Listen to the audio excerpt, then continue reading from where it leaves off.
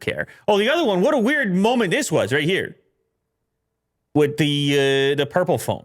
Mm-hmm. So I don't know if they've ever done this before. I honestly can't remember.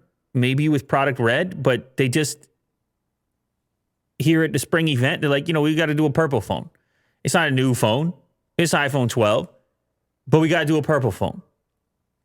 And they just added it to the pre-existing lineup of selections for iPhone 12. And they'll go, you can order it. Now they do a quick nice little product video. I know Mo's jealous. He sees the thing spinning around. He's like, why can't I pull it off?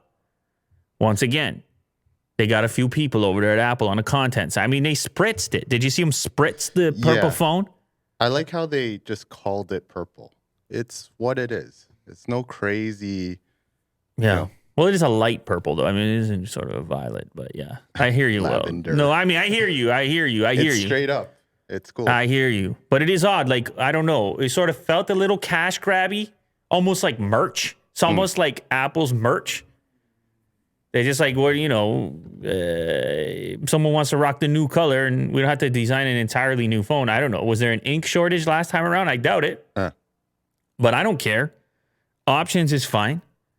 People like colors. Mm-hmm. Actually, colors was a big part of the whole deal today.